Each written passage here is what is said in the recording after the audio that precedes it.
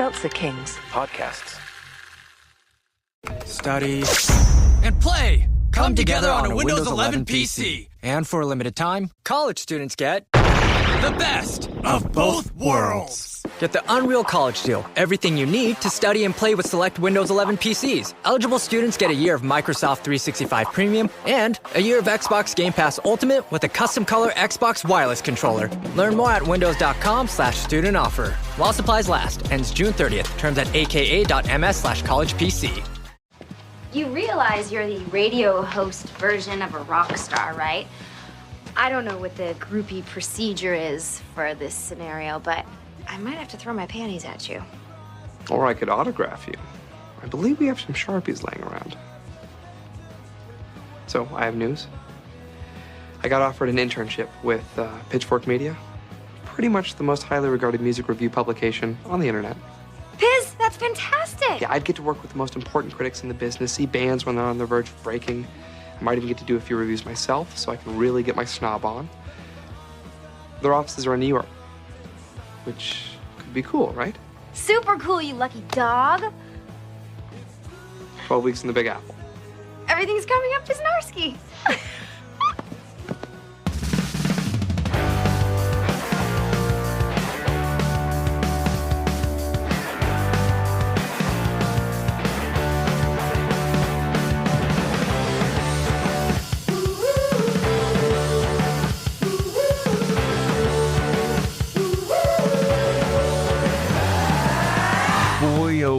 Oh boy, everybody. Welcome to another episode of Boys Watching Veronica Mars. We're just two boys watching every episode of Veronica Mars for the first time, giving our review and our reactions. We're your hosts. I am Joe Welke. I am Vance. And today we're talking about Season 3, Episode 18, titled I Know What You'll Do Next Summer. Directed by Nick Mark, written by Jonathan Moskin and David Muley. Original air date, May 15th, 2007, to an audience of 2.1 million people. But before we get into the episode, everybody, we got a fucking shout out. Shout out. Well, I have a shout out.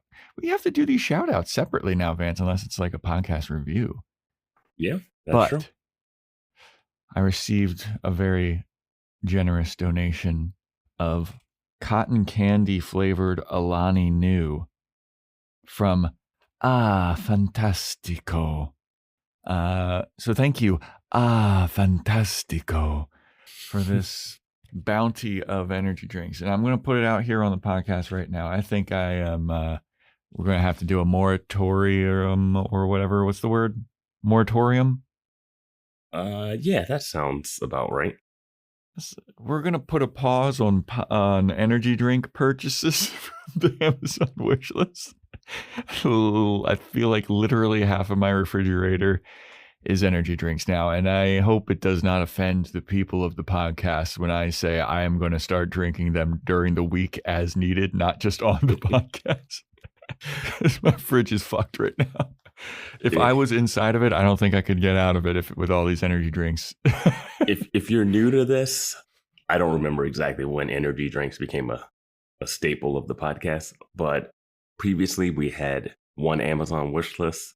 I moved, so we created a link to two separate Amazon wish lists, and people that check it will note that I do not have any energy drinks on mine. I am stocked up for a while, so I've kept my lists energy drink free as not to get overrun. Yeah, I'm stocked. I as soon as I got this last one of the cotton candy, which thank you again. Fantastico. I put it in my fridge. I was like, I don't know where this is going. I started checking expiration dates of the other ones that I have because I was like, are these going to expire before I have a chance to drink any of these? I feel like I've got like half a year's worth of, if I were to strictly drink them on the podcast. Yeah. 6 months worth of fucking energy drinks, man. And it's possible that the person that went to an older link might have sent these for both of us. And when we're splitting them, it was a little different. But now, you're just getting cases and pallet loads. Yep. You know, and like, I don't even know what I'd put on the wish list aside from energy drinks at this point. I got. Wow, the man that has everything. What do you get the man Wow. that needs nothing, has everything? You get him energy drinks, apparently. WD-40. Yes, WD-40. I need that. I have a very squeaky door that Vance is complaining about before we started recording. Throw it on a list. But yeah, if you want to get a shout out, Apple Podcasts, 5-star rating or review, Spotify 5-star rating, screenshot it, send it into us, or Amazon wish list some stuff for us. Join our Discord. That's where we talk the shows, personal life updates, memes, other movies, music, the French Open, anime, everything. Yeah. That's where the Discord. Link is in the show notes. Join our Patreon, patreon.com/boyswatchingbuffy, where we are covering True Blood. We just finished up the entire Twilight series. If you were on the main feed last week, you got to hear the first episode of that 5-part series. So check that out. And I feel like it might be time to announce what's next for the Boys Watching Movies. If you've dug your heels in, go for it. Somebody did guess it on Discord. A couple people did guess it. Yeah, because you're basic. People worried. Because you're basic, Joe. Some people worried. Some people stoked. I saw how Vance tortured us for 5 months because I picked Hot Frosty, which wasn't even that bad. I did not torture us for 5 months with Twilight. I tortured myself with a little bit of Twilight. And the listeners wanted to hear the boys' review of Twilight.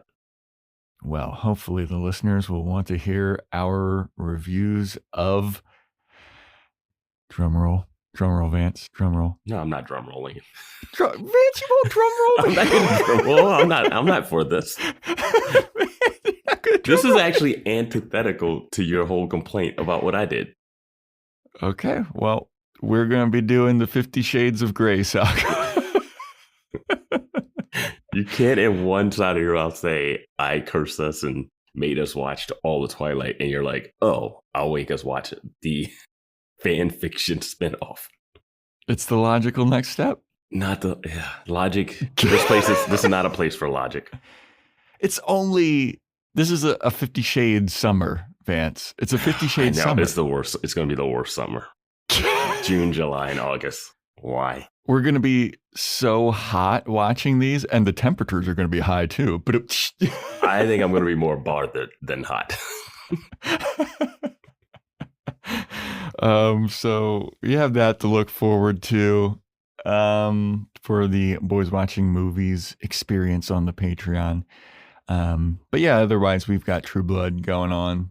That shit's ramping up a little bit. Yeah, first episode is available on the main feed. And the Twilight and True Blood, real connections with this episode of Veronica Mars. Real connections. Excited.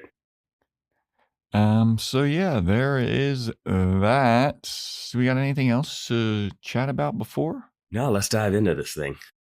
All right, let me open up this fucking cotton candy Alani New and see what we got here. I got a C4 watermelon burst. Classic. Oh, the classic. All right. No follow-up from last episode to Basement Tapes. We have our predictions for I Know What You'll Do Next Summer. Yes. Your prediction was that kids are stressed about the finals and Logan and Veronica rekindle somehow.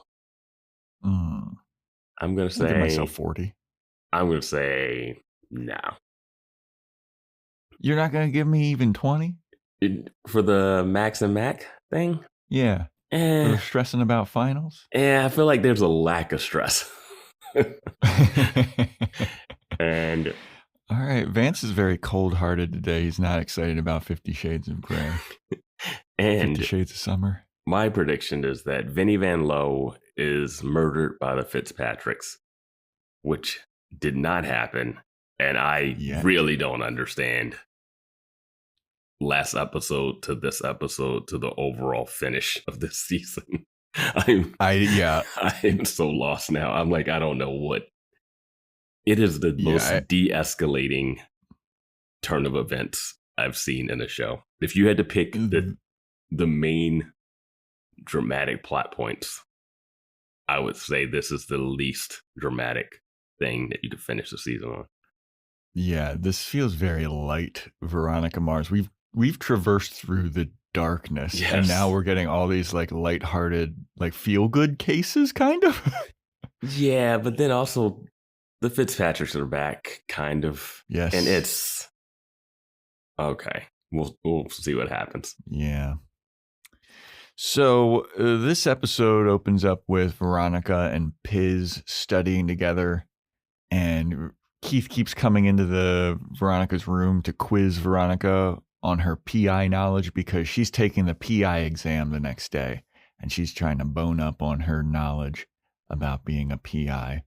Piz is reading a book about a child soldier named Apollo Bukenya, who he is interviewing on the Piz the next day, and he got him before Oprah. Yeah. That's big. That's a big get for the Piz. Piz is killing it. Do you think while he's fucking, he calls himself the Piz? He's like, yeah, you love the Piz. No, I don't think he thinks of Piz as a interesting name. Yeah. But he's doing this interview, and Keith is impressed. Keith is like looking at the book that he's reading. He's like, why the hell is anybody reading this? This seems boring or whatever. And Piz is like, well, I'm interviewing this guy. And then Keith is like, you know what, Veronica, I like this guy. He's not a dumb, himbo, stupid surfer guy. Mm-hmm. So Piz got the approval. The kiss of death. Of Keith Mars. He says the kiss of death. The dad likes him. Yep. So then Keith gets a call, and it's about the 7th home burglary in Neptune recently. Mm-hmm. And the next scene is Keith at the sheriff's department. He's delegating duties to the rest of the deputies and the rest of the cops, who look like completely different cops than we've seen before because he's replaced like 95% of the force, apparently. I've never paid attention to any of the cop extras. Yeah, I have. They look much older. These cop extras look much older. I'm going to bring up my question right now. Where the fuck is Leo? Yeah, that's what I was thinking.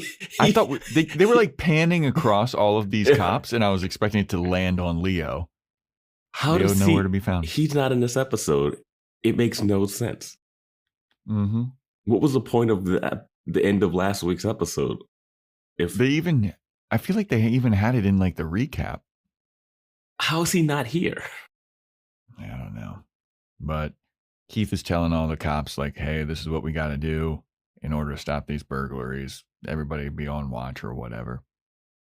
So then we go to Veronica. She's taking her PI test, and she's the only woman there. And she is much younger by like a 20-year age gap. My question with this PI, there's a ton of PIs taking this PI exam. Mm-hmm. There seems to be only 2 PIs in Neptune. Is this test in Los Angeles? Is it in San Diego? Like, what's going on? Why are there so many people taking a PI exam? You know, that is an incredible question, Vance, but one that we will answer another time. That's a story for another time. Yeah. But yeah, it would seem like there should be PI offices opening left and right in Neptune. If this is just in Neptune, I am assuming that they had to go to San Diego for this. Okay, sure. Because, like, number one, like, Neptune's not big enough. Remember the start of this series? They're like, we don't even have a cop. We just have a sheriff's department. Because this place is so small. Yeah. But, yeah, there's a zillion of these PIs in there. And then we show Veronica at a job fair at the Neptune University campus. And she's like, oh. You mean Hearst College?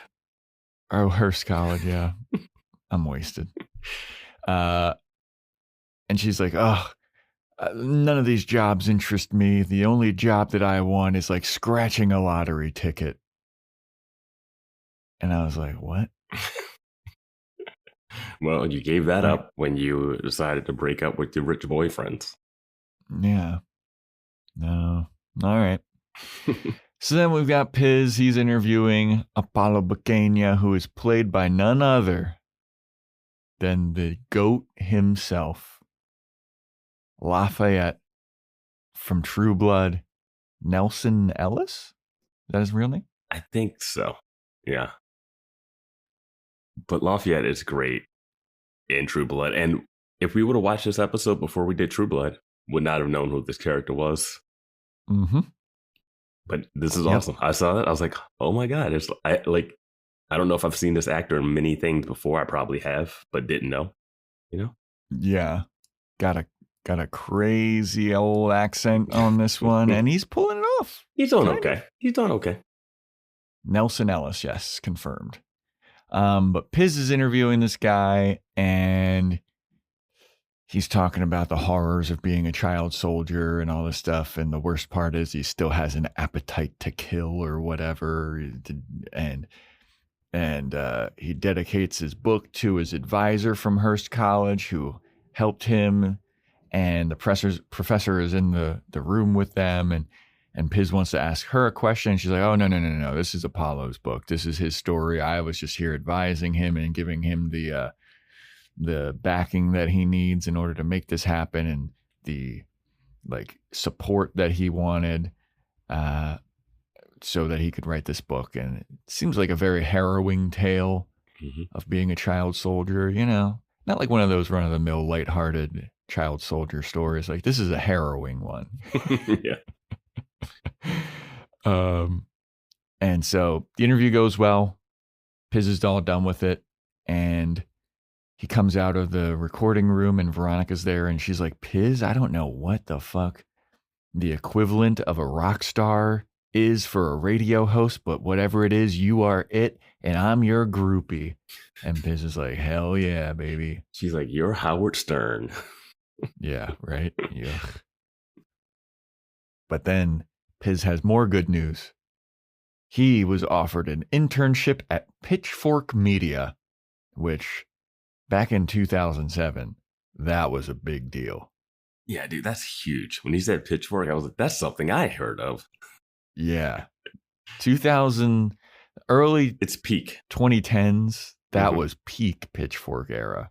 That's like being at BuzzFeed late 2000s, Yeah. Yeah, dude. Like, Pitchfork was the hipster indie music. Like, what they said was gospel. Yeah. I remember being in college and like all these fucking white indie hipster motherfuckers were talking about Pitchfork. And then I went to Pitchfork and I was like, all right, let me check out what Pitchfork Media says is a good album. And every 10 out of 10 album that they have on Pitchfork was absolute dog shit. I fucking hated all of the music that they were pushing so hard, except for Run the Jewels. Run the Jewels is fantastic. Pitchfork was big on Run the Jewels, but all these indie bands, it sounded like they were recording all of their fucking albums in a tin can. The production value was terrible. They were also really big into fucking the Arcade Fire. Remember that band? Yeah, Arcade Fire. Yeah. Yeah. I think they're still around, aren't they? About Arcade. I think that they're doing now those tours of it's the 10th anniversary of our album, this blah blah blah, 15th anniversary, which that's really depressing me. So many bands that I love are having those it's the 20th anniversary of our album. I'm like, kill me. Yeah, you're old. Anywho, Piz is offered an internship there, but the offices are in New York, and Veronica's like, that's so fucking cool. And he's like, yeah, 12 weeks in the Big Apple. And Veronica's like, I am so stoked for you. And then they hug, and you can see Piz is like, she should be upset that I'm going to be away. And this is the start of one of the worst threads in this entire episode, which had to make me think back to my college days and be like, I've never seen this type of reaction post freshman year. Yeah. There's also, the thread, the running gag throughout this episode seems to be people hugging and then the facial expression of whoever's hugging the person. Yeah, over the shoulder. The over the shoulder face reveal of what are they really feeling about this? Like, They do that like two or three more times, times. The rule of threes, everybody. Mhm. Comedy. But yeah. So Veronica calls Keith and she's at the Mars Investigations office and she's like, well, Keith Mars, I've got some good news for you. I got a 95 on the PI exam. Yep, I beat you by 2 points. I am the mega superstar PI now. You're just a lowly scrub. It'll be nice working with you, Sheriff, because you're a big fat dummy and I am the smarter Mars. And Keith goes, well, I'm so proud of you, honey. I'm very happy that you've passed your PI exam, except for the fact that I actually got a 97 on the PI exam. And Veronica's like, bullshit. And Keith goes, I've been waiting for this fucking day. I've been waiting for this day where you thought that you were going to be bigger than me, smarter than me, a better PI than me. You know, are you at my desk by any chance? And Veronica's like, yeah. He goes, middle drawer. Pull it open. See what's exactly on top. So Veronica opens the middle drawer, sees Keith Mars's exam, and that he got a 97. And then Veronica is eating all kinds of humble pie. And Keith is like, yeah, maybe you'll do better next time. And I feel like Keith probably got a 91 and just drew a line on top of it. I think he got a 97, but I think the time he took the PI exam, he had already been sheriff of the town. So I would think that you would have a lot more information and skill set than someone who was not even finished their first year of college. Yeah. Like, it's no way he took Fair the PI enough. exam before he became a cop. So he would have already had so much knowledge that he should have aced it. Fair enough. But then Veronica gets a call at the Mars office and she hangs up on Keith. And it's somebody he's calling. He's like, hey, I believe I've discovered a son that I have lost. And Veronica's like, oh, okay, we can try and find him. What information do you have about him? He's like, oh no, I feel like I already know who he is and where he is. His name is Apollo Bacania. I just need proof that he is my son. And thus the episode. It's very interesting that Piz's radio show has that much, that it travels so far. Well, I think that it's also the book. Yeah. But also, yeah, I guess the dad. Why would he call? The dad knew where he was. Why would he call Veronica? Why would he call Mars Investigations of all places? Unless he knows, he would have known the book. I guess he could have known he was in Neptune because he's in college. I'm sure that's listed in the book, possibly. Yeah. But it's all. Did he write? He would have written the book. When did the book get? Whatever. That's all nitpicky. Yeah. But it's interesting that this guy didn't just drive there to try to find this guy or call the publishers. He calls a private investigator first. Well, I'm guessing if his book is going to be like featured on Oprah, it's pretty popular already. Wouldn't you just get the book and read what the back of it is and call the publishing company? Or would you like get a Mars Investigation flyer off of a dead body? I would never.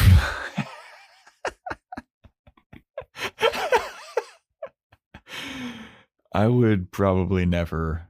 Yeah, I don't know. I would never tune into the Piz though. You're missing out, man. You're missing out. That guy, he had Ed Nugent on. I can't trust the Piz. He had Paul Rudd on too. So, you mean Desmond Fellows? Who the hell is Paul Rudd? All right. So Wallace is reading Apollo's book. Yes, he is, and he's enjoying it. It's the tale. The portion that Wallace is reading is talking about how Apollo has never saw his mom again once he was taken and put into child soldierdom. Mm-hmm. And Wallace is not too stoked about Apollo meeting his father. And Veronica's like, why? And Wallace is like, well, dude, haven't you ever heard about like NBA stars? Like these guys, they have absentee fathers. They make it to the league. And then all of a sudden the dad shows up out of nowhere looking for a payday. And Veronica's like, oh, yeah, I guess I never thought about that. That wasn't a question on the PI exam. But Veronica, she she has a letter from Apollo's mom that she got sent to her by this guy. His name is Kiza. And she's like, I'm going to ask Apollo if he has any stuff from his mom. I'm going to look at the letter's handwriting, see if it's a match, and then we're going to find out whether or not I can get a blood test from him. And then Wallace is like, this all sounds very, very fucking complicated. And let me hear why is the dad doing all this like mailing stuff? Why can't he just show up? And Veronica's like, oh, it's because he's broke. And then Wallace is like, interesting. All right. But then Veronica's like, oh, all right, well, I'm going to head out. And if you see your roommate, tell him that I was in here making out with some other guy or something like that. And Wallace is like, what's wrong with you? Like, Veronica, Piz is a good guy. You better not fucking break his heart, dude. Like, he is a good dude. Yeah. Yeah, he's a good guy, Veronica. Try not to rip out his heart. And she looks at him like, what? Me? Yeah. Hurt him? Piz is gonna die. Piz is dying. Wallace is like too nice for Neptune. Yeah. I don't think he's gonna survive here. No. You think he's making it to season 4? I don't know. Like, Keith is a good guy in general, but he can skirt the law. He will do some shady stuff. He's a little crazy. What do you mean he's a good guy? He had sex with a married woman. I don't know if I can ever trust him again. Interesting. I'm intrigued how this will pay out in another show that we're watching. I wonder if you're gonna have the same opinion of that character. I like this double standard that you're setting yourself up for. What are you talking about? I just want to keep that same energy. You're just going to have to see if I keep that same energy on Patreon. Patreon.com/BoysWatcherBuffy. Yeah. Keith Mars is a disgrace. He's not an innocent baby lamb. Vinny Van Lowe is going to fucking post those pictures on his campaign, because didn't he take the pictures? Ooh, that's a good point. I didn't realize that. Yeah. That would have actually been a better plot point than what they seem to be setting up right now. Yeah. Oh. Yeah. Okay. Nice. I didn't think about that. Good one. So Keith is interrogating some guy. There's been a bunch of burglaries, as he said earlier. He's interrogating this guy about some stolen goods that he's trying to move. And Cliff is now the opposition to Keith, because Cliff is the lawyer for this guy. I forget what this guy's name is. Doesn't matter. Tommy or something.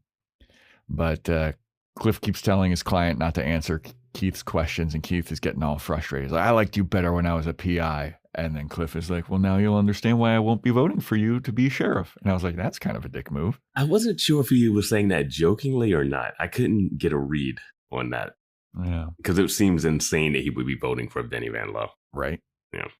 But anyway, so Keith's basically putting together, he's like, I'm looking at you. You don't seem like too smart of a guy.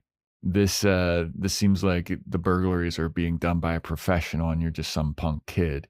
So I don't think that you're the leader. So if you can tell me who the leader is, maybe we can work out a deal.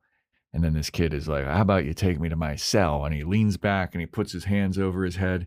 And Keith notices he's got a 4-leaf clover tattoo. And he goes, 4-leaf clover tattoo. You're linked to the Fitzpatricks. That's all I need to know. Enjoy your cell. And he walks out and the kid looks all like, fuck. I shouldn't have used this green Sharpie to make this tattoo on my arm. It's so new. That tattoo's like so fresh. It is a very fresh tattoo. Yeah. But Keith is linking these to the Fitzpatricks. Vance was right, everybody. The Fitzpatricks are not done with this. That's the only thing Not done left. with the Fitzpatricks. It's the only thing left. Yep. Guess we have to, quote unquote, wrap that up. I would think you would wrap that up in the first 5 episodes, then kick off the other 2 stories. I just feel like the Fitzpatricks are not I don't know. They're not the big bad of the season the way they want them to be. But that is where we are headed. Keith is going to be looking into the Fitzpatricks. Mm-hmm. So then we have Veronica on campus at Hearst College, and she's doing her little stalk outside the class to meet up with Apollo, and it's time to dust off an old segment, everybody. Oh, Joe's Fashion Corner. Yeah, I was wondering if you were going to have some comments on this. This is truly atrocious. Go for it. Veronica is wearing a blue button-down, short sleeve, with the tiniest gray little blazer 2-button vest crop top over top of it. Mm-hmm. And it is absolutely heinous to the eyes. It's like pinstriped. It's got a little lapel, and it's got 2 humongous buttons that like overlap on each other. It doesn't even make it to her belly button. And then her shirt is untucked underneath of it, and she's wearing jeans. This is the worst outfit I think I've seen in this show. It doesn't seem like an outfit you would just wear on a whim. It feels like a fashion state. It feels like you would see this in like a fashion show. Like I just saw the movie I Love Boosters, and if it was more colorful, I could see like a character randomly wearing that because there's so many outlandish outfits and stuff in there. But this feels, I don't know. I don't know what this is. It's hideous. Mm-hmm. Like I wrote in all caps, like I was an awful short vest situation. So terrible. I would buy it if everything she wore had like some type of like homemade turn to it, you know, like because it's like she wants to be a reporter here, but then it's like, oh, let me do a different reporting style or something. But that's not her vibe. Her vibe isn't ridiculous outfits or outfits that like are okay, this was popular, but now this is my take on it. Mm-hmm. It's yeah. I mean, I remember this era. Like it was an era where like V-necks and vests were like a thing. Mm-hmm. So I remember that being a thing. Mm-hmm. But this takes like I could excuse if that was what it was. But this is a completely different thing entirely. It's like they tried to do that, but then took it a step further to make her stand out, but then they missed. Yeah, it's just bad. But anyway, she's asking Apollo for an interview. That's basically the scene. Yeah, she's pretending to be part of the newspaper, even though she is part of the newspaper. But yeah, I thought that she was. But she doesn't. I guess this isn't her assignment. We'll find out, obviously. She is a part of the newspaper. She works in the library still. She is now a professional, actual PI. Mm-hmm. I mean, and a student. This girl is hustling. Has all of her work beforehand been illegal since she didn't pass the PI test? I would assume so. Do you have to get a PI license to do PI work? I guess Keith could have been like, she's my intern. I mean, she's been taking full cases. I don't know. Yeah. So we then have Parker and Logan meeting with Parker's parents. Mm-hmm. And Parker's parents are just the worst. They're critiquing every little thing about Parker. Hey, elbows off the table. Hey, don't talk with your mouth full, all that kind of stuff. You know the one thing I don't buy about this? Are they in the dining hall? Yes. Already, right there. That's a production thing. There's no way this family comes and says, I'm going to meet your boyfriend who's also wealthy and known, and we're not just going to a restaurant. Yeah. They're not going to the Neptune Grand for their food. They would eat Neptune. They would eat at the Neptune Grand. Are they in the Neptune Grand or are they at the dining hall? It looks like they're at the dining hall. They would at least eat at the Neptune Grand. Bare minimum. Yeah, but they came all the way in from Colorado to eat at the dining hall at Hearst College. Yeah, why are they even in town? I don't know. All right. But they're like, so you're coming home to Denver for the summer and you're going to spend time with us, Parker. Parker's like, I don't really want to do that. I was at the job fair and I think I might want to get a job at like a daycare. And the dad's like, why? So you can get sick and you can get everybody sick and you get a cold and you're going to get everybody sick. She's like, no. Then they turn their attention to Logan. They're like, what career are you pursuing? And Logan looks up from his french fries. He's like, duh. I got this website about asses. Career? Oh, I'm rich. I don't need a career. Yeah. Yeah, his ass website's probably Yeah. they're doing numbers. Yeah. He and Mac, they're gonna be rich. Mm-hmm. So then Veronica in her terrible vest goes to Apollo's dorm. He's playing video games and he's like, don't tell anybody in your interview that I love playing Grand Theft Auto. And Veronica's like, ha ha ha ha. Because, he still has that insatiable urge to kill. Did he say that in the beginning? I'm I pretty can't. sure he said that in the Piz interview. He said something about like those urges don't go away. Okay. Yeah, I don't remember. I'll admit I wasn't locked in on the story he was telling. So, but he he's is playing telling GTA. Veronica. He is playing GTA. He's telling, GTA was big. Yeah. Which one would this Still have been? is. 4? Which year? I think 3. 3. What year is this one? What year is this? 2007. 2007. Yeah. Yeah, it might have been 4. I forget. Is that San Andreas? No. 4 is not Liberty City. Oh man, which one? 3 is Vice City, right? 3 is Vice City. Andreas is like before that. Which one was 4? That was New York. But yeah, I don't know. Anyway, someone screaming in the fucking Discord. I worked on GTA 5. I feel really bad that I'm like. Oh man. I think GTA 4 San Andreas. Oh no, San Andreas was 2004. Yeah. Grand Theft Auto 4 I think is just Grand Theft Auto 4 New York City. Yeah, did it have it didn't have a thing. Yeah. Yeah. Yeah, GTA 4. Yep. Well, that's what Apollo's playing. He's playing GTA. And I guess no one was screaming in the grocery store. But he starts telling Veronica about how all the child soldier stuff worked. I'll be so real. And I didn't really pay too much attention to this. I just wrote down that it's tragic as shit. Yeah. I think the key here is that Veronica is so moved by this. Yeah. And he says, like, what's the survivors saying? Outwit, outplay, outlast. And I was like, is that from a video game?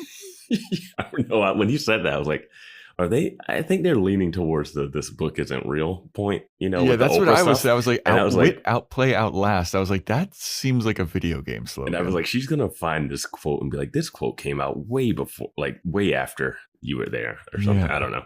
But he above all was a survivor. And Veronica's like, wow.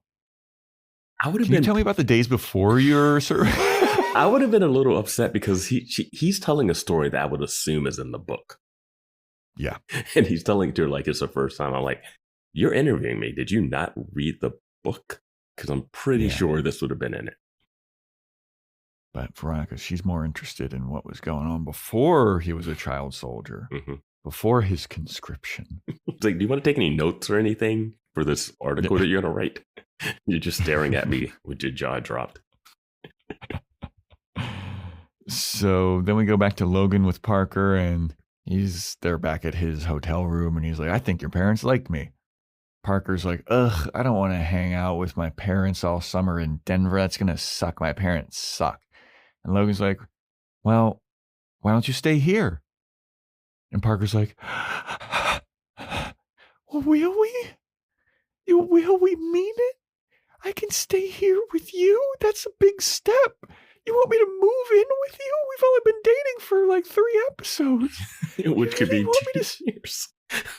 You want me to stay here with you all summer? And then Logan goes, oh, no. No. That's not what this is. No, you can stay in the hotel room. I'm going to be gone all summer. And she's like, wait, what? He's like, yeah, I'm going to South America with Dick Casablancas. We're going to be surfing. And Parker's like, you didn't tell me you were going surfing all summer in South America. What the fuck is that? What the fuck? He's like, what? You were going to be in Colorado all summer? Like, what the fuck does it matter? She's like, yeah, that's only like a 2-hour plane ride. Yeah, you're going to be in South America. I thought we'd see each other at some point during the summer. And Logan's like, I guess not. I mean, am I crazy? Like, this seems insane that they're like not willing to take a summer break away from these new relationships, especially the Piz one. Like, they just started. I understand he's insecure and he's worried about it, bouncing, but I don't know, man. It's freshman year of college. I feel like I can't understand Parker's upsettedness because Logan and Parker just started dating, and Logan even says like, we've been planning this trip for like a while. Yeah. Like this is like a trip to South America is not something that you do willy nilly. Like No, like yeah, you have to like figure out where you're gonna like they're traveling and surfing. That's gonna be a lot. yeah. And So I don't think he it's should do the trip. I think it's completely unreasonable for Parker to be upset with Logan about this. Yes, because he would have planned that trip prior to dating Parker, and it's not like, hey, I planned this trip since my last ski trip where I hooked up with Madison. So we've had this planned for like 6 months before I started dating you. Now you're upset.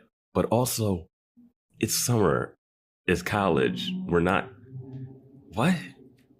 Yeah. I didn't have I'm trying to think. I didn't have a girlfriend that I was like serious with freshman year of college between like freshman and sophomore year. So I didn't have that like, oh no, I won't see this person. Mm-hmm. But I feel like that was the same thing of like going from high school to college and then hanging out with your high school friends again for Thanksgiving break. Because that was like the first time you saw your high school friends that you hung out with through the summer. And if you went away to college and then came back, you know? Yeah. And that's about a couple months, weeks, depending on where you traveled. I get it kind of, but I feel like people are like looking at characters like they're doing grave injustices by doing this. See, I feel like Piz is not that upset. Piz is upset about the whole New York thing because he's like, I just got with Veronica, my dream girl. Veronica does not seem to give a fuck. Yeah. She's like, go off, man. And I don't think that's wrong by Veronica. Like he wants Veronica to want him to stay. And it pays off and it doubles down later in the episode. Mm-hmm. But here, the bigger thing I took away from Logan's situation is that he was planning on paying for the hotel room that he wasn't going to be in for 3 months. Yeah, is this a condo? Is he like, has he bought this thing out? I'm sure he has. I don't think he has, Wayne'd though. it, where he's like, I'm going to change the rules of the Neptune Grand Suite. I live here now. And they still serve room service? I think that'd be off the limits if you condoed it up. I don't know. Yeah. But it's crazy that he was just going to let her stay. She should just stay there then. Yeah. Like, yeah, she might as well. Yeah. Anyway, so that's that scene. Yeah. Then we go back to Veronica and Apollo's talking about the day that he was kidnapped and trafficked into being a child soldier. The mom was trying to put up a fight for him, but she couldn't for some reason. I forget, but she tried to get him back. And then she made Apollo's friend James shoot his mom. No, they made James shoot his mom. Yeah, the child soldier trafficker people made James shoot Apollo's mom. And Veronica, which has to be in the book, right? Yeah. I mean, how do you not put that in the book? I mean, we saw Wallace reading, that was the last day I saw my mother. Like, I'm sure that's in the book. It has to be. But Veronica's like, wow, by any chance. This is egregious. What's happening here is egregious. Yeah. Do you have anything from your mom saved? And Apollo's like, I mean, yeah. The day that I was kidnapped, my mom sent me off to buy groceries and she gave me a shopping list and I kept it in my pocket for years. And Veronica's like, you still have it? And he's like, yeah, I got it over here. Question, was this list written in English? I believe it was, yes. I don't believe they speak English in Uganda, but I'm not sure. Look, I am not even going to pretend to know. But Veronica, he gives her the shopping list, and Veronica's like, wow, do you mind if I look at this in better light? And he's like, sure. Why are you acting so weird, white lady? Like, what's going on? What is this? I can't believe he just was like, yeah, I have this one thing from her. This is the only thing I possibly have. It's not like Logan with his lighter or with a necklace. None of that. He's like, oh, I have handwriting samples. Conveniently. Mm-hmm. Veronica walks over to the light. She looks at it, and her voiceover goes, it's a perfect match. And I was looking at it. I was like, is it though? It looks a little different. Wikipedia says the most widely spoken language in Uganda, especially in the capital city, Kampala, is English, which has been the country's official language since 1962. Holy shit, we learned something today, All right, Vance. there we go. There we go. And they learn cursive the way you learn cursive in American schools. That's very nice. That's all right. Yeah, okay. Thanks, Wikipedia. Thanks, Uganda. Yeah. So then, Veronica's like, oh, yeah, it's a match. So I can call Kizza and let him know. Mm-hmm. So then Veronica's at the library, and Parker's there bitching to Veronica about Logan going surfing. And she's like, I can't believe he's going surfing. This guy didn't tell me about his surf trip. What the fuck? Can you believe that, Veronica? Is that just what I have to expect from Logan Eccles dating this guy? Is that out of the ordinary? Does he just not like me, or is that just how he is?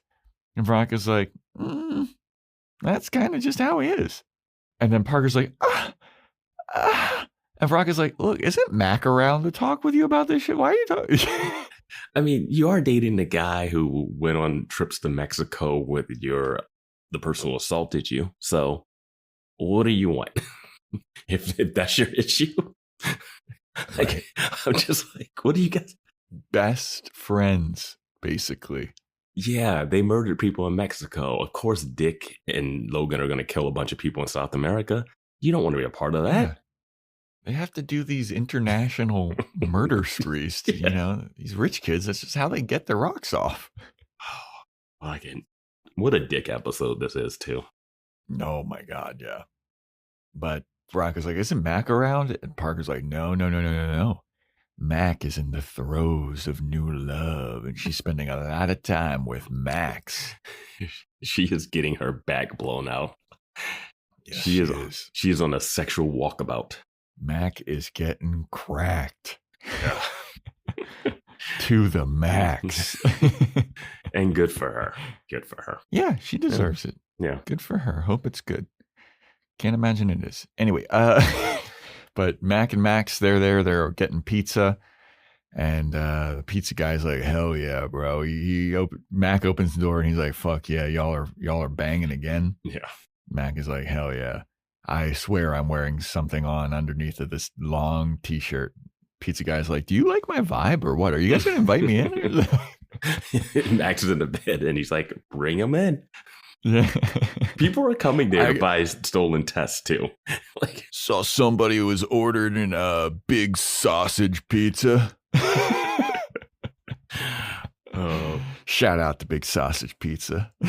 There's a Patrick Dempsey movie where if you ordered anchovies, all the housewives would order with anchovies, and it was code word to send him so he would have affairs. I think it was called Lover Boy. Hell yeah. We should watch that for the Patreon. No, too late. 50 Shades of Summer. We already spoke it into existence. It's already happened. We promised the listeners, Vance. This fall is going to be something then. Our movie picking based revenge for this year. The January to May for Twilight. Now I'm like, oh yeah, well, fuck you, Vance. Like, oh yeah, you know what? Fuck you. Football season's here. We're gonna watch all of Air Buds, all of it. We're gonna finish out 2026 watching all of the Three Ninjas movies, which would be actually pretty sick. Oh my god! But Mac is talking to Max, and she's like, I am lost in the sex nap pizza loop. I gotta get back to my regular life somehow. I gotta go to class. And Max is like, fuck going to class. I'm set for life. And she's like, what do you mean? He's like, well, I'm about to be expelled, dude. Like, I haven't been going to class since February. And Mac is like, you have it? I'm sorry. He's like, yeah, I'm making bank selling these tests, this cheating stuff. Like, why would I go to class? I've got a business structure. Business is booming, dude. And Max starts to get the ick. Yeah. Two things here. I'm going to say this series started out with one of the worst pizzas I've ever seen in my life. And I got to say, the pizza here actually looked decent. A little bit of an upgrade on the pizza. Yeah. The earlier season. Still didn't look that great to me. It did not look great. I like that it looked like it had way too much cheese on it. Yeah, it looked fine to me. It's better than the pizzas that we got in the first episode that were that weren't even sliced so that they could stand on them. Yeah. But Yeah. also, Max is really being short-sighted with this whole college thing. He really is. How is he going to get access to the tests once he's off campus and like you gotta be in the center. Like, yeah. Yeah. The tests do change like every once in a while. Yeah. And also why not I don't think school is hard for him. Also, the teachers have already caught on. Like, that's why Wallace got in trouble. I don't know, man. Yeah. But he does seem like a smart guy. Like, he could be, why is he a philosophy? Also, you could pass a philosophy degree in your fucking sleep. Yeah, it's not like what he's studying is like killing his time. You literally just read books and write papers, and it seems he's cheating on his own test anyway. So yeah.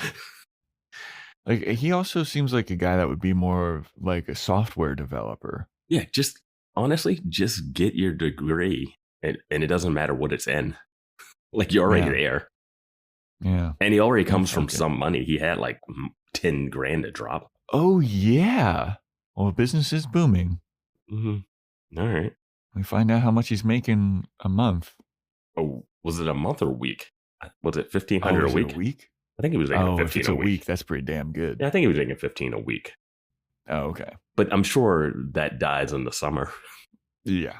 That's why he's got to fucking save up. There's summer school in college. I took summer classes. If you're taking summer classes, then that means you didn't use his cheating test during the regular year. No, I think I only took one summer class, and it was like just so I could finish out the 4 years. I'm just saying there's less classes in the summer depending on the school. Yeah, definitely true. Yeah. But yeah, Mac is like a little worried about Max's plan for the future here. Mm-hmm. So Veronica's in the library. She sees Logan. Veronica's like, oh, what you doing in the library? Looking up some stuff about South America? And he's like, how'd you know about my trip to South America? And Veronica's like, oh yeah, Parker came and told me. And Logan's all butthurt about this. Logan's like, my biggest fan club have a meeting here? I thought you guys only meet on Wednesdays. Just shut up, you sensitive bitch. Dude, he is such a sensitive little bitch in this. They made his character he's so pouty. He's such a pouty little kid now. But Veronica's like, no, dude, like, look, she just came, she was asking me advice. She was like, hey, does Logan do this kind of thing? And I told her, yeah, that's just kind of how you are. And then she walks away, and then I zoom in on Logan. He's like, my thought was, is that how he is? I have no idea. I don't think he is. I don't know. I don't remember him being, I gotta leave and be impulsive. I know they had arguments early this season when he was like not hanging out with Veronica and going to parties and gambling addiction stuff with Mercer, but like I don't know if he just I guess he does. I don't know. I guess. Yeah, he likes his independence. Sure. Whatever, dude. So Piz meets up with Veronica for lunch, and Piz is like, I got some more great news. The Piz is rolling in internship offers. I got an offer from K-Rack here in Neptune, and it's not as prestigious as Pitchfork, but it is here in Neptune. And it'd be doing radio stuff, which is what I want to do. But I'm kind of weighing my options because Pitchfork is like this nationally, worldwide known brand versus K-Rack, which is just Neptune local only. What do you think I should do, Veronica? And Veronica's like, I think you should take whatever internship will get you into your dream career, which is in radio, right? And he's like, yeah. And she's like, yeah, man, do whatever. I don't really give two shits. I actually think this is the right answer by Veronica. Yeah. But her perception skills are terrible. She is, for private eye, her perception and people reading skills just fall by the wayside when it becomes Piz. Like, she can't see anything. Piz could be flirting with her, and Wallace has to be like, he likes you. She's like, what? Yeah. He's asking you about, should I go to New York or stay in Neptune? And she's like, what? Like, what do you mean? You can't see what he's digging at? If you're Veronica, you have to be like, look, dude, go to New York. Yes. I'll be here. I'm not anything special, man. Like, go to New York. Yes. Guess what? We have 3 more years of college to do this. Will they, won't they? Yeah. You go to Pitchfork. You have fun in New York City. You got to do it. You got to do the New York. I'll be in South America with Logan. You can trust me. You know what's crazy? It's not even like he's like, oh, yeah, I got this internship in New York, but I can't afford it, or I don't know what I'm going to do, or like none of that's an issue for him. It's just, is my relationship with this girl that I just started dating, is that going to be it? Yep. But then Veronica gets a call from Kizza, Apollo's dad, and she's like, all right, hey, yeah, we got a match on the handwriting. I'm going to try to arrange a meeting. So then Veronica calls Apollo, and he wants to meet with her in the library. Can I just say, Veronica is on the phone with Kizza and says, take a red-eye flight. It matches. Yeah. Please talk to Apollo before you call Kizza. Yep. You just were with Apollo under false pretenses. He spilled his heart to you. And then you're like, let me call a guy, Kizza, who's not paying me, by the way. I'm going to call him and tell him to hop on a red-eye flight to show up. After she already knows this guy's broke. And has not told Apollo what she's doing. You owe it to Apollo to be like, hey, your dad got in touch with me. Like, I don't know what the code of PI ethics is, but I don't think you just... We'll have to ask Vincent Van Lowe about that. I'm going to ask Keith since he's got 2 more points higher on his test. But yeah, you don't just have someone's dad show up like that. You come from a family of parents, of people leaving and parent issues and this whole Neptune. Nobody has a parent in Neptune, like we've always said. Yeah. I can't believe she just made that phone call. Yeah. But Keith is in his sheriff's office. And he's having a lovely sit-down meeting with none other than Liam Fitzpatrick. Keith is like, hey, Tommy Shaw. We got Tommy Shaw unloading stolen goods. You ain't know anything about that? And Liam's like, oh, Tommy, I haven't seen him in a long time. I don't know anything about no Tommy Shaw. Keith is like, look, dude, there has been a crime wave. There are burglaries going left and right in, I think it's the 09er territory. We all know the zip code. And I'm going to pick off your flunkies one by one until you have nobody left. And Liam's like, hey, man, how about this? How about the crime wave won't stop until I find out what happened to Kendall Casablancas and my money. And Keith goes, Kendall Casablancas is dead. Think that your brother probably buried her in a very shallow grave in the desert, and that money was never yours. And Liam's like, okay, all right. We'll see what Vinnie Van Lowe has to say about all this, because he's got my vote for sheriff. Because Keith does the whole thing, Don Lamb isn't the sheriff here anymore. There's a new sheriff in town. And Liam's like, yeah, well, good luck with all these crime that's about to be happening. This scene is way too casual for what happened in the beginning.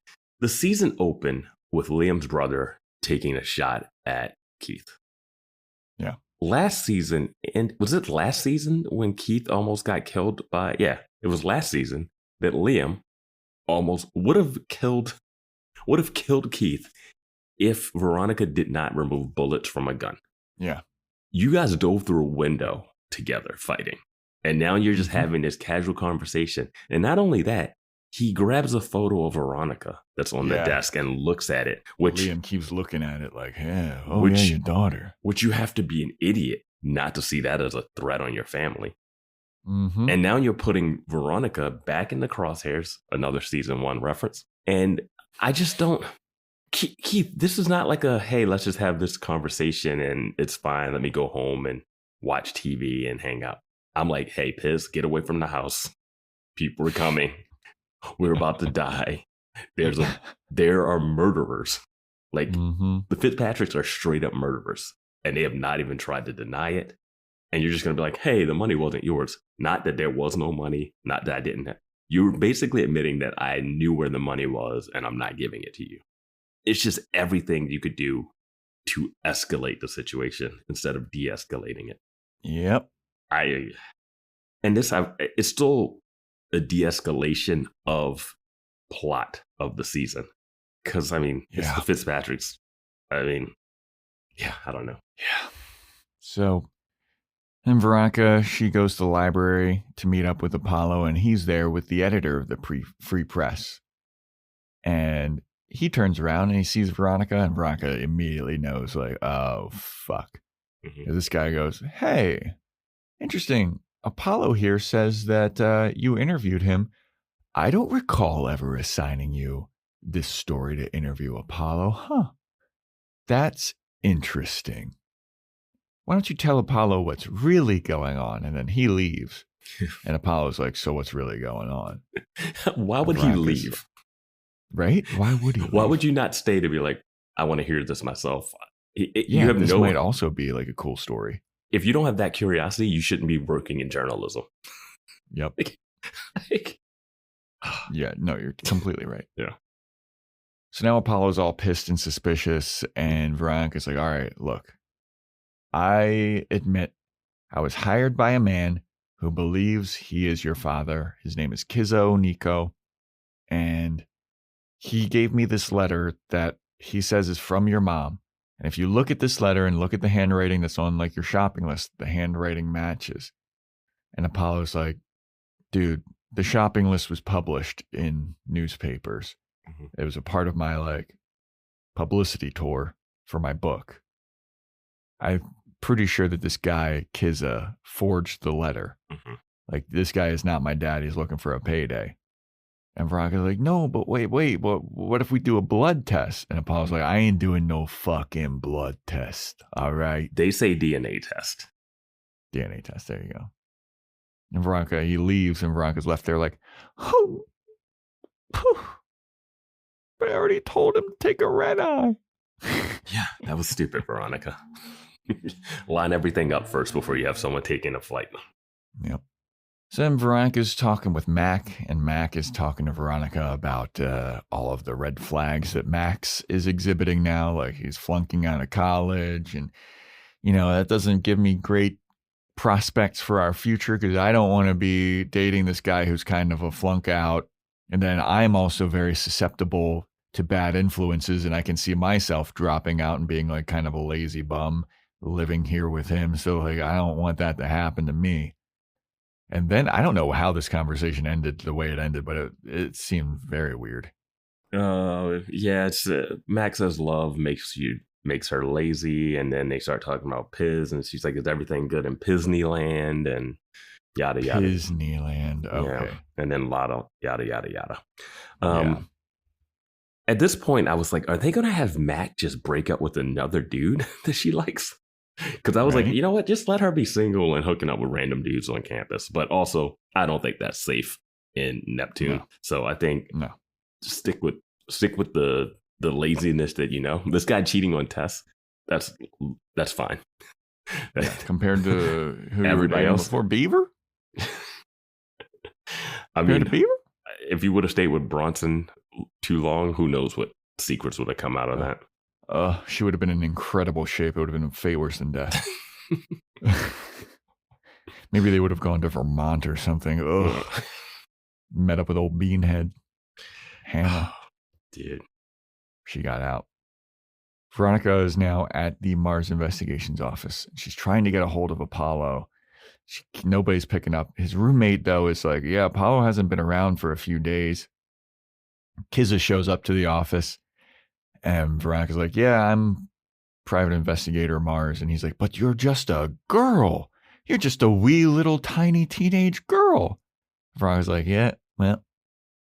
Anyway, Apollo's missing. Yeah, and for some reason, they decided to give her the most cartoonish, childish pin that we've never seen her use ever, just for the visual gag of him looking at her and being like, this is who? Yeah. This is who Not told me taking her this? serious. It's like this weird cat pen. It looked like it had a monkey with a tail or something on it. I don't know. I also wanted to note that Apollo's roommate gives Veronica a list of people for her to look at so we can get this montage. But Apollo's roommate also has like a British accent. Yeah. And I was wondering, do they put like the foreign students together? Yeah. Or like segregation. Okay. Neptune is like, if you're not from the US, you are in a different dorm. Yeah, I mean, he's got the kind of, English accent like this, like South Africans have. I mean, they just are like, yeah, you guys are African. Yeah, you guys dorm together.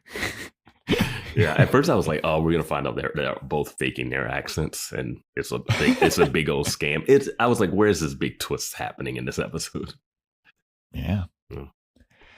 So then Keith is at the vending machine in the sheriff's department, and the homeowners association guy is like, I don't like what's happening here, Keith. I don't like the people of the 09ers are getting robbed, and maybe I'll just have to not support you anymore because it doesn't seem like you're doing much.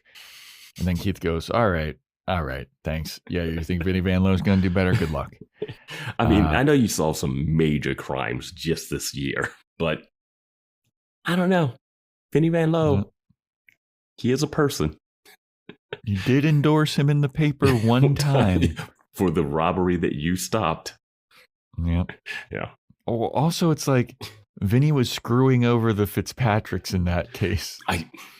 Again, none of it makes any sense to me. Yeah. But Keith asked this homeowners association guy, hey, what kind of security systems do you have? He said, Safe House. Keith goes, well, if you're working with Safe House, you should replace your home security system. And the guy looks like, what? And this is where I was like, where the heck is Leo? Yep. Leo the model. Anyway, Logan meets up with Parker on campus, and Parker doesn't want to talk. I can't even talk to you right now. I don't want to get into a conversation. I'm going to class. I don't want to have a big thing. And Logan's like, well, I do want to talk. Because, you seem upset about something. You got your whole panties in a twist about some shit. So let's talk about it. And Parker's like, what? What do you want to talk to me about? And Logan goes, well, I was doing some thinking about the surf trip, and I was thinking, why don't you come along? And she's like, really? You want me to come on the surfing trip now? And Logan's like, yeah, I didn't know that it was going to be such a big deal. I didn't know how pissed you were going to be. I didn't know how big of a bitch you were about to be about it. Like, so yeah, why don't you come to South America with me and Dick Casablancas? It'll be a great time surfing with me and Dick Casablancas. And she's all stoked, and then she hugs him, and then you get the zoom in on Logan's face, and he looks like, what have I done? Instant regret. And yep. My God, 3 months in South America, she doesn't know how to surf. I just don't believe she knows how to surf at all. Coming from Denver, didn't seem like she might know how to ski, but I don't think or snowboard. She could probably learn to surf, but guess what? You're not going to South America to like be there while your girl learns to surf. Yeah. Like she's gonna be holding you back. It is just, and boy, she would hate being with Dick that long. That is just right. And if I'm Dick, I'm like, what are you doing, man? It's supposed to be our trip. Well, is this also the scene where she says something about like, yeah, have fun in South Africa or America, and you just know that like kissing is cheating, and if you kiss anybody, you're cheating on me. It's like kissing is cheating, and what I don't know will hurt me. So it's like already worried that he's going on a surf trip with Dick and just going to be sleeping around. I'm like, what are you going to? I don't know. Yeah, what are you going to do? Yeah, Parker, you can do better. I don't know if she can. Seems like people don't like her. Yeah, you know what? Yeah. It seems like people don't like her. I don't know. But yeah, she's invited to the trip. Mm-hmm. Logan, instant regret. Sierra has all the best active and outdoor brands you need, from athletic stuff, like a full court pickup game, swish, to athlete-ish stuff, like a half-mile stroll. Get those steps in. And for morning hikes up the mountain trail, good pace. To nighttime ghost stories from the camping chair. What a twist. Whatever level of active, Sierra loves it all. Head to Sierra or Sierra.com for the brands you want at the prices that let you do it all. From athletic to athlete-ish, Sierra's got it. Good sleep is everything. That's why Ollie's Science Back Support is made with a blend of melatonin and L-theanine for both kiddos and grown-ups. So when your mind won't switch off, you've got something that can help. Your racing thoughts and restless nights won't stand a chance. Find Ollie Sleep Solutions for the whole family at ollie.com. That's OLLY.com. So then we have Veronica. She finds Apollo's girlfriend, Olympia, who we saw earlier. Forgot to mention, but yeah, she doesn't play a major role. Yeah, she's like, "Hey, Olympia, have you seen Apollo?" And she's like, "Yeah, Apollo is avoiding you because you fucking lied to him." She's like, "Oh." And then Olympia's like, "Look, I don't blame you. I want him to take this blood test just to prove like it's not his dad." DNA like, test. Okay, cool. DNA test. Why are you saying blood tests? I don't know, blood. That's DNA. Because later on in the episode, we see him getting blood drawn. I know. I don't know why they're not doing a swab of the mouth. I think I was like, this is true blood. Like they are taking straight up a whole thing of blood for this test. Yeah. Might as well get his STD test while he's happening too. You know? We've literally seen drop of blood DNA tests from the earlier seasons when it was like, who's your daddy? But here they're like taking a whole vial of blood. Well, didn't she like steal one of Keith's hairs or something? Yeah, like it's a mouth swab. Right, I know. dude, I'm just saying the show. I don't know why. Test. I don't know why they're taking a whole pint of blood for this test. So then Veronica goes to the advisor lady. She's like, "Hey, do you know where Apollo is?" And she's like, "Nope." Then she goes to meet up with this guy Zeke, who is he's part of the African Student Club or something. And Veronica's like, "Hey, do you know where Apollo is?" And he's like, "Oh, me and Apollo don't really talk anymore. We used to be buddies, but now we're not anymore." And Veronica's like, "Damn it." She's like, "Yeah, I kind of figured that. Actually, I heard that from Apollo or somebody." Or no, she heard it from Olympia. She would have heard it from the roommate. Yes, the roommate, yes. And Veronica's like, "Yeah, I actually heard that, but it was worth a shot." And Zeke goes, "Well, come here a little closer. Let me tell you a little secret here. You know that fucking Apollo didn't actually write his book, you know? I mean, the stories in the book, they're all true, but they're not Apollo stories, and he didn't write this book. The advisor wrote the book. Apollo was never conscripted to be a child soldier." And Veronica's like, "Oh my God." And the biggest takeaway from this scene is that Zeke is played by the actor who played Laurent in Twilight. Oh, shit. I did not recognize him. Yeah. Edie Gathiki, I believe. Yeah. Oh, yeah. So then Veronica, she's telling all this to Wallace. It's like, "Wallace, what should I do?" And Wallace goes, "I don't think you should do anything." And Veronica's like, "What? Why?" He goes, "Well, I was walking around the job fair, and there is an organization called Invisible Children that gets volunteers and interns to go to Africa and help do like charity work in Africa. And it's a big, big thing. And their numbers are higher than ever because of Apollo's book. Apollo's book is inspiring a lot of people to go to Africa and help. So I think if you prove that Apollo's book is all a fraud and it's all made up or whatever, that's going to really do damage to the good in the world that it's actually doing." Veronica's like, I got to keep needling. Yeah. And Veronica's like, "Yeah, that's a good point. Hold on, I'm getting a call from Olympia. Apollo's heading to his dorm. Okay, I'll be there in a second."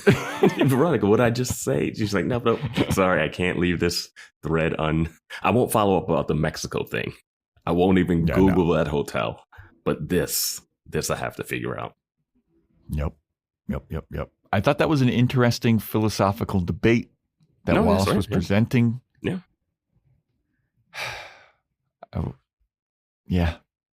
Yeah, I mean, I there's a scene in The Wire that's not exactly this, but I love it where they go, if that's a lie, we fight on that lie.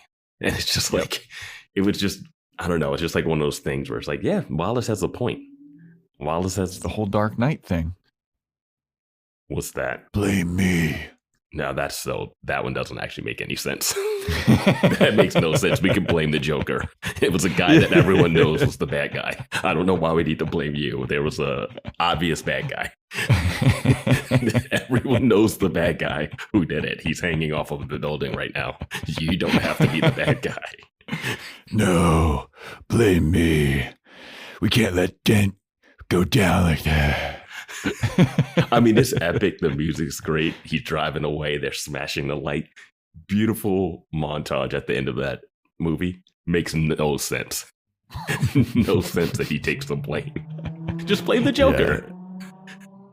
Jesus Christ. Fucking loud ass car in my neighborhood. God damn it. But yeah. But that's kind of what they were trying to go for. You know, what Wallace is saying here. The lie makes this bigger good in the world. Yeah. You know? Yeah, just walk away, Veronica. Yeah. Blame me. Come back, Batman. We don't have to blame you. There's so many different ways to explain this. We could say he blew up we could just say he died in a hospital explosion. Like it's fine. No. There's only one way.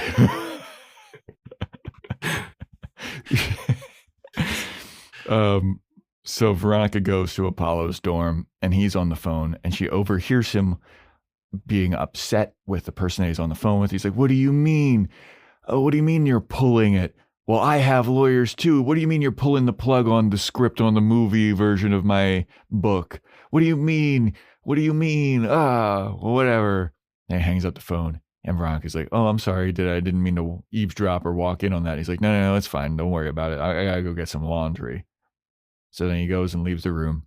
Veronica looks at his phone. She hits the redial and it's to like, fucking Warner Brothers Pictures or whatever. Mm-hmm.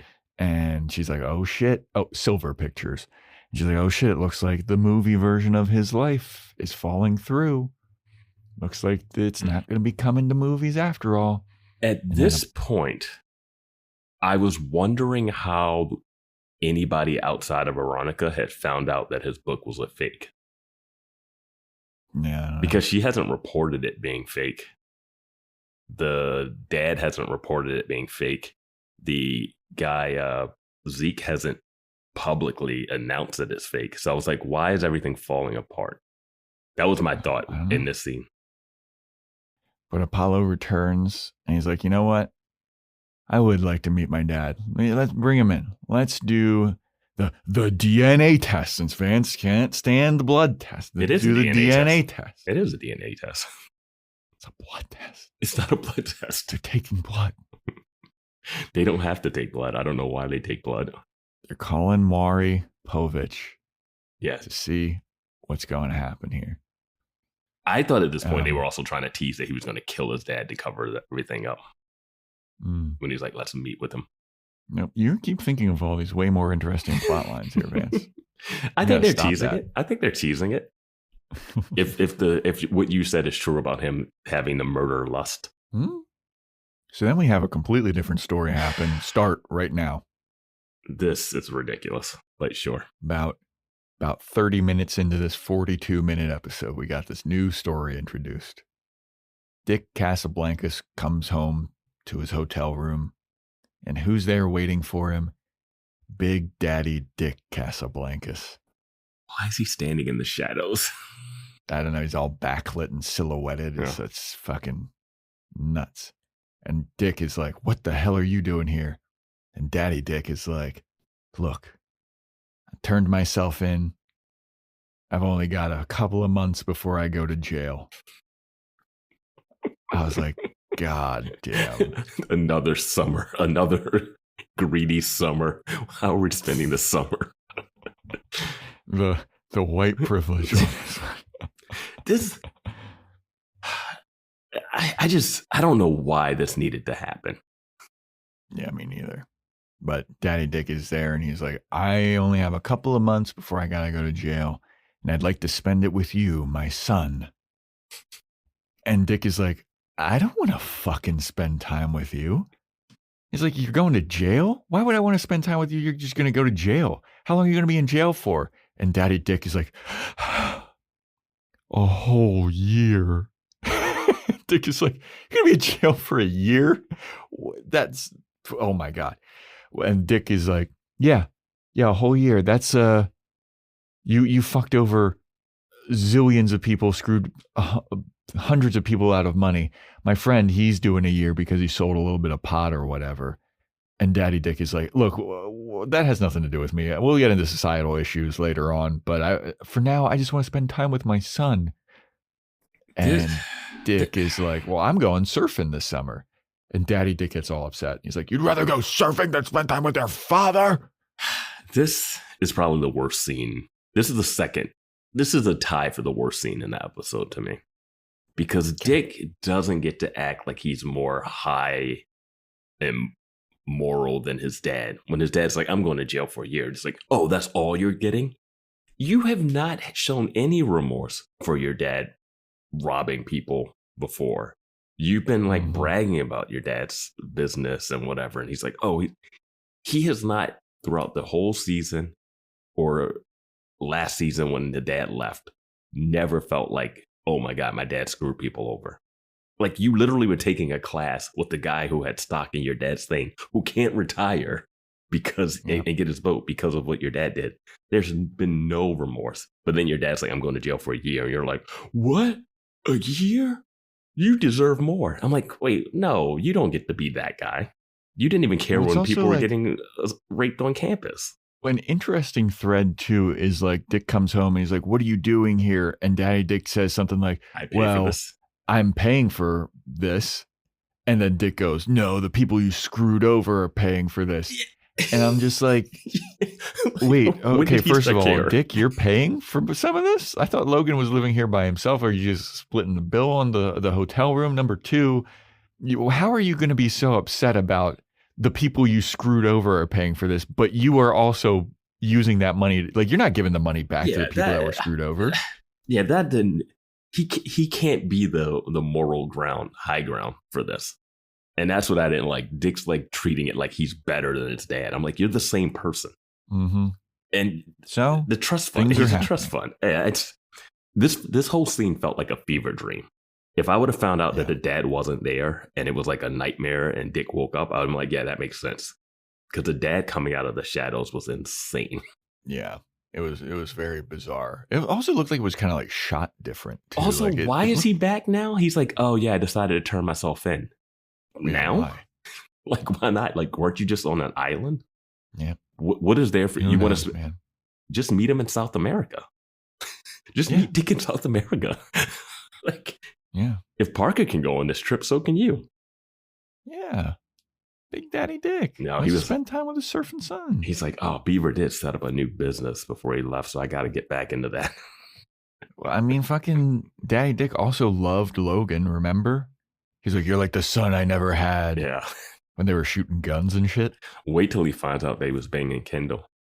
Or that Kendall's dead. I don't know. There's so much more to the story than Dick being like, you screwed over people. Yeah. So then Veronica, she tells Kizza that Apollo's movie fell through. They're at the Mars Investigations office. And she's like, look, man, if you're like looking for a payday, it looks like it's not happening. I'm like, well, he's still got the book.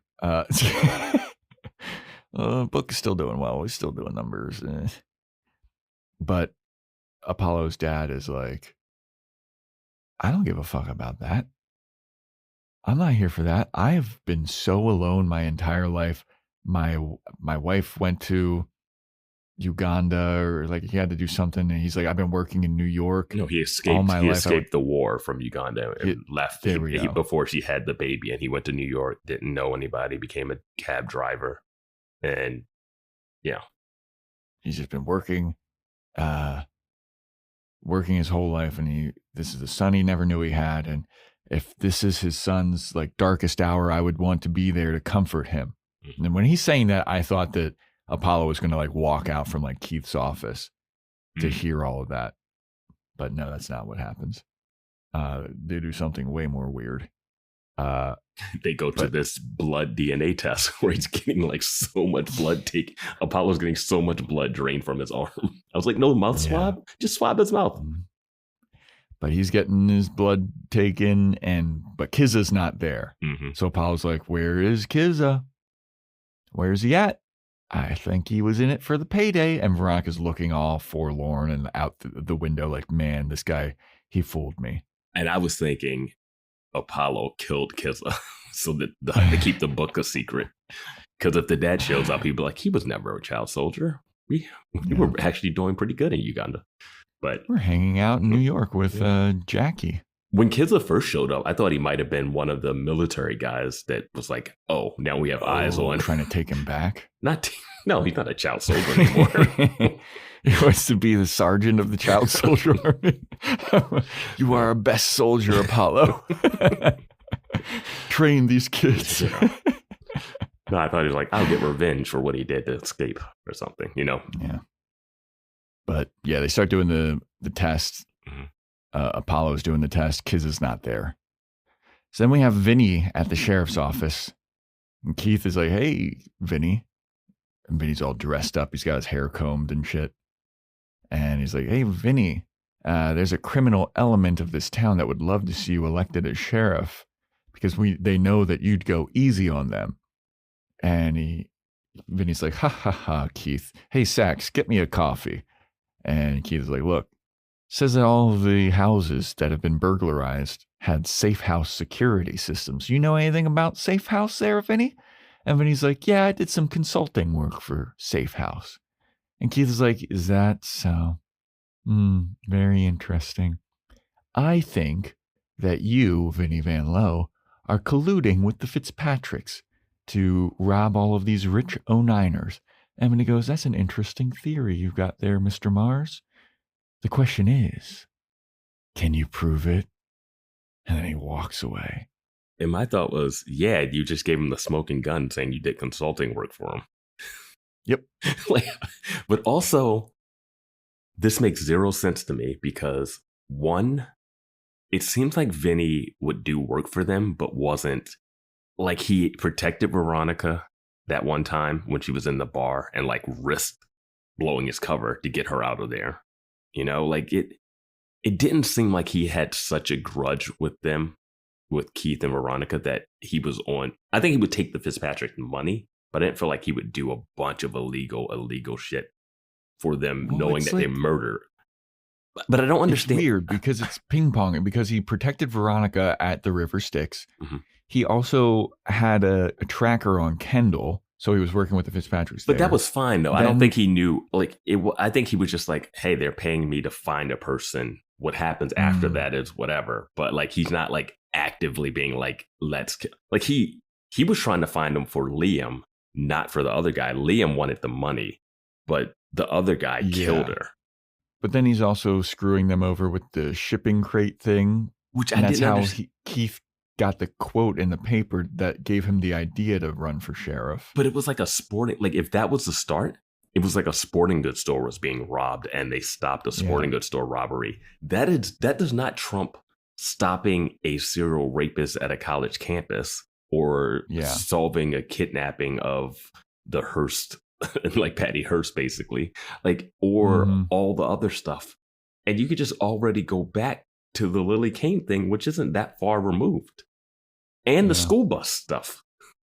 Yep. Like, I don't think stopping a robbery at a sporting goods store is enough to be like, well, that guy should be the mayor now, or like should be the sheriff.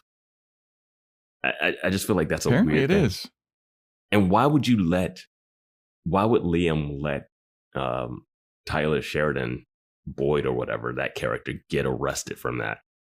Why would you not have more flunkies instead of like your number 2 guy? I have no idea, man. It just doesn't make stuff. Isn't making sense. They should be trying to kill. I think if they would have killed Vinny, that would have been more dramatic.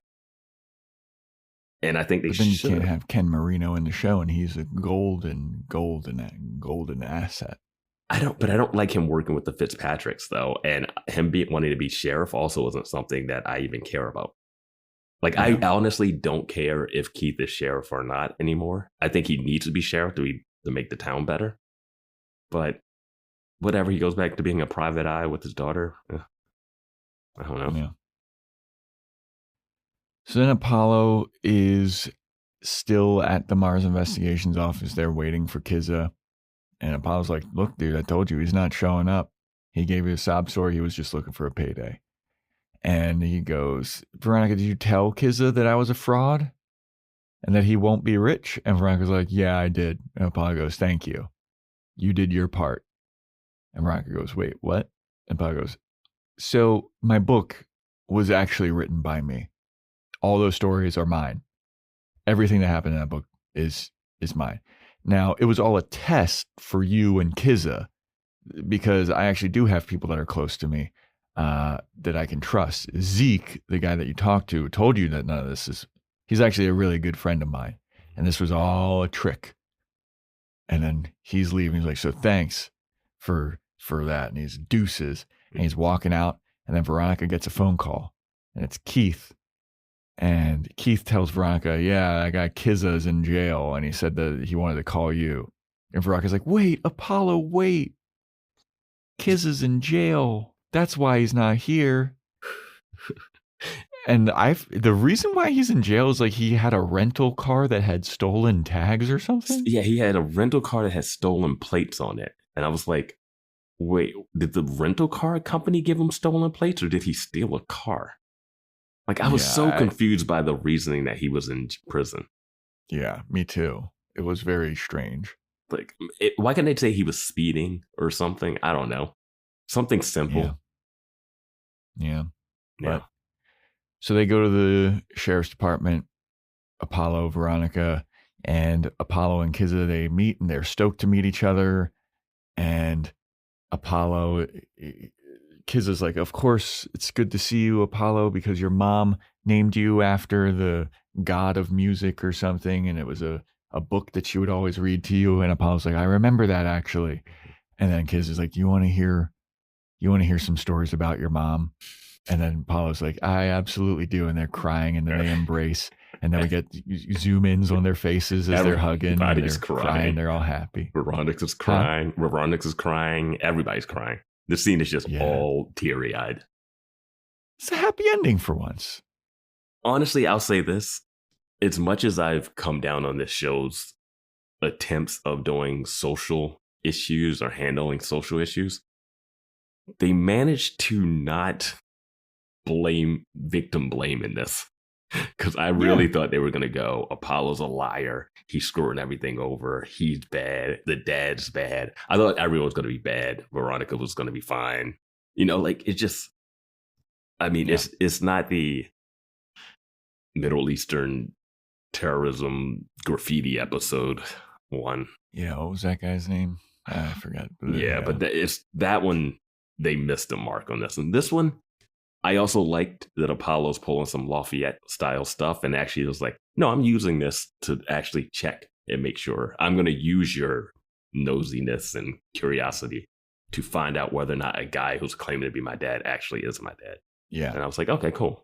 And it's not like malicious in any way. Yeah, no. You know, it's nice. It's like a good happy ending. Even if the guy was a fraud, I would have still been like, okay, it's a fine ending that we saw Apollo figure it out beforehand, but then they did both of them. And I was like, okay, sure. So then with all this, we see Wallace at the job fair and he is signing up to do volunteer work with the Invisible Children. He's going to go work for Invisible Children. That's nice. Yeah. Does he need to talk to any of his like girlfriends or parents about like spending a summer in Africa? Look, we don't know the status of Wallace's parents at all. Where's Alicia? His dad's in Chicago still, I think. I guess he's not going to have to do any summer basketball training for the team he's on. Nope. They don't. Doesn't need to do any babysitting for his little brother. Yeah. Nope. Yeah. So we then have Mac meeting with Max. And she brought him a bunch of job fair flyers, and she's like, look, these are a bunch of jobs that you might actually be qualified for. And Max is like, ugh, I guess we're going to have to talk about this. And Mac is like, yes, we do. And you're right. Max says that he's making $1,500 a week, which is pretty fucking dang good. He's like, I'm making $1,500 a week doing something that I actually like. I plan on doing it for a while, not forever, but for a while. Until I get caught. If that caught. changes things for you. Until he gets caught. Yeah. There you go. This business could go belly up overnight. Yeah. But he's like, look, Mac, if that changes things for you, I get it. I'm sad. But yeah. And Mac is like, I'll be honest with you, dude. It does change things for me. I would like to keep seeing you, but I can't do this blissful lovesick thing anymore. I can't be spending all day, every day, just fucking you and eating pizza. I have to get back to my regular life. And Max is like, well, I mean, you have to do that like right this instant or, and Mac is like, well, I mean, no, I've got a couple hours before I have to start doing my regular life thing again. And then Max puts bull horns on his head with his fingers, and he starts like kicking the dirt underneath him. He's like, and Max starts laughing, and it's like this matador situation where he's the bull and then he tackles Mac onto the bed. And I feel like there has to be a deleted scene that would have set this up and paid it off. Because it's like I saw it and I was like, this is weird. But if there was some setup to it, I'm like, oh, sure. Like, that's fine. But there's no setup. That's the only problem. Because it's people do weird, cutesy stuff like this. And, that's like fine. But I'd like, there's no setup to it. Yeah, we didn't hear them like talking about grab the bull by the horns or anything like that. Yeah, something. Yeah. Also, I love that she just like nothing changes really. Because my thing was, you always had the free will to leave the sex den and go do work. He was not forcing you to stay in his room and have sex this whole time. She's like, I just can't keep staying in conscripted here. To be a like, he's like, yeah, I mean, you can just go and do work whenever you want and we can still hook up. Like, I do need to have my room so that people can come and buy the test. So, yeah. So we have Daddy Dick. He's got a hotel room in the Neptune Grand. He's like, I'm going to be staying one floor below you. So Dick comes to Daddy Dick's room and he's screaming, the world doesn't stop just because you decide to show up. You didn't show up for Cassidy's funeral. I can't believe you show up now. And Dick goes, I walked past the spot where Cassidy was splattered every single day. I'm like, bro, you don't have to live here, bro. Yes. Like, it's better for you guys just not to bring it up than to bring it up now. And it's a little too late for me. This whole scene is all like 18 episodes too late. He's telling Daddy Dick, you ever think Cassidy's dead because of us? We used to have contests to see who could make him cry first. And Dick is like, I can barely live with myself. And it's easier to live with myself when you're not around, Daddy Dick. And Daddy Dick is looking there like, First, I want to say this is some rough acting by our boy Ryan Hansen. He's a great comedy actor. I don't know. When he came in, I was like, I feel like you could feel the actor psyched himself up outside the room, like doing that heavy breathing, getting worked up, and then he burst in. And I was like, because you really want to see it ramp up to that level. That's like when you can really, that's like really when you see an actor transform from like calm to emotional. You're like, oh, wow. I feel like he comes in hot and tries to stay hot.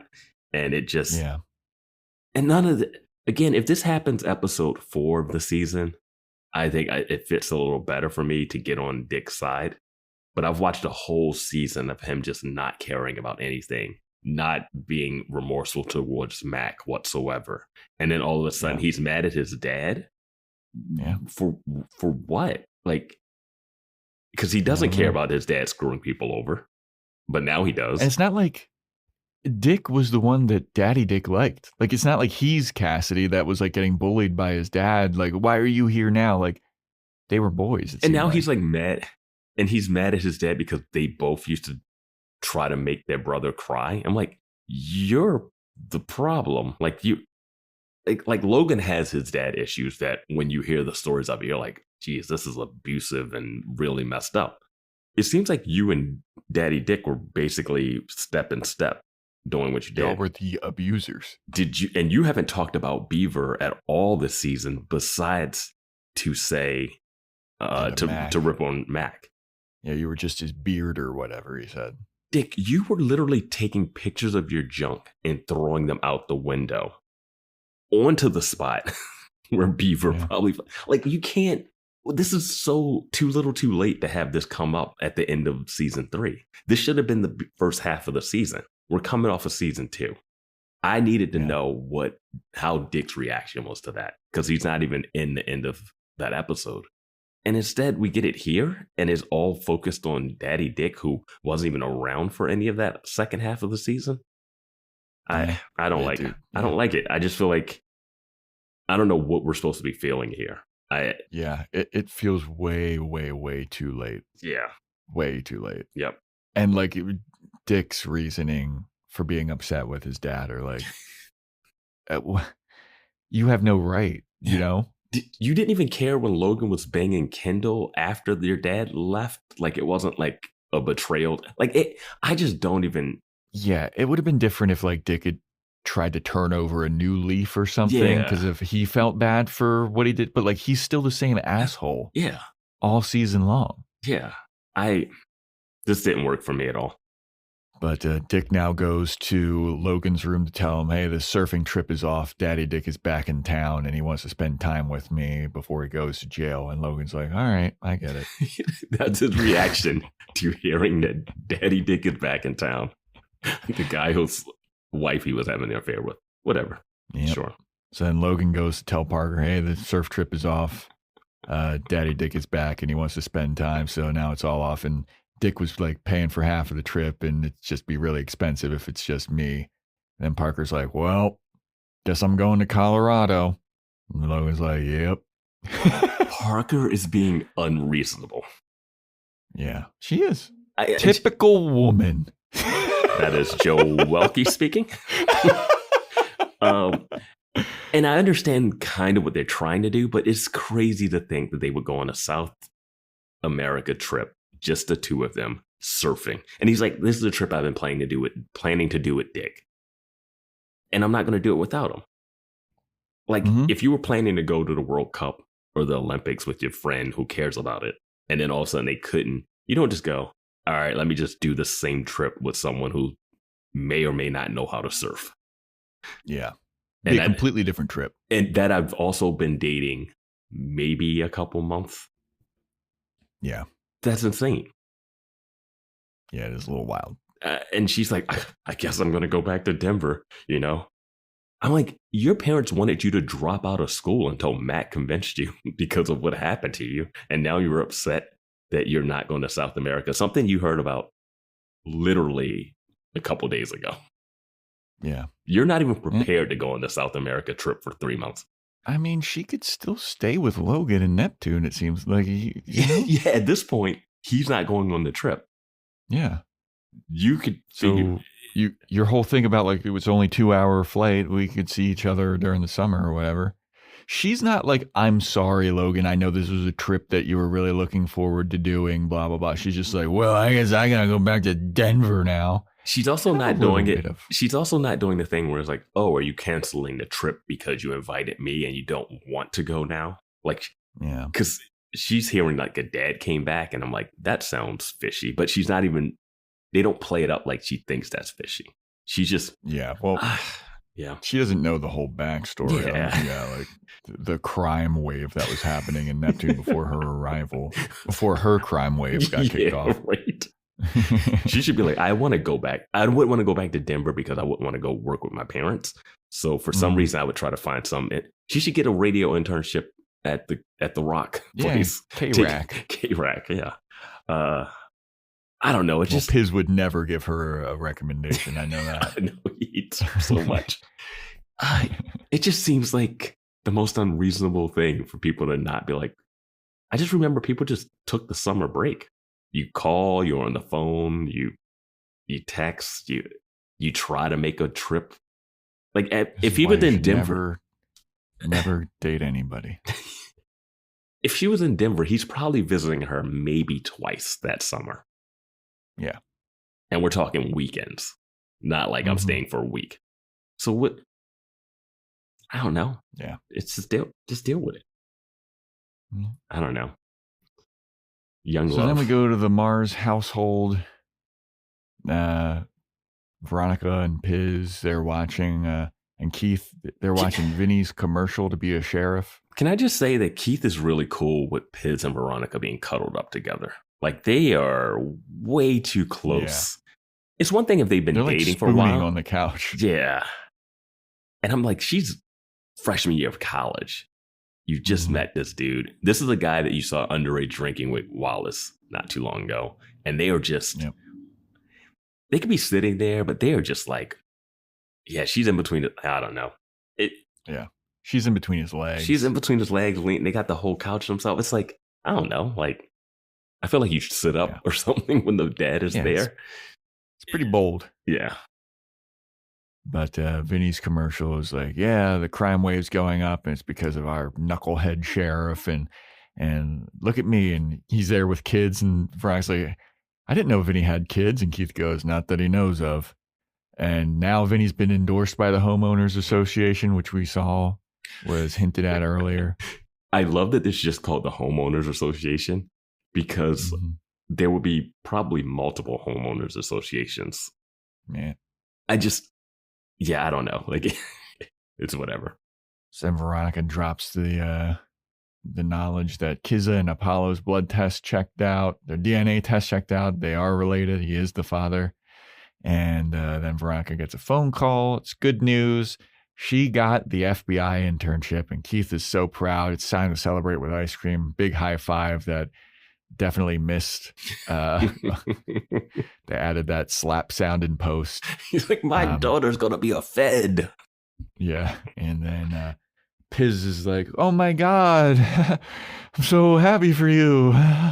That internship's in Virginia, right? Okay. Then they get the hug, and then you zoom in on Piz's face, and he's kind of sad, kind of happy. Because I feel like that would be closer in New York. Like, no. Here's Virginia to New York. Here's the thing. If she's doing an FBI internship in Virginia, Piz, you're good. You're good. That is going to be a lot of work. Sure, she might meet some random guy and have a fling over the summer. That's your key to be like, I get to go to New York.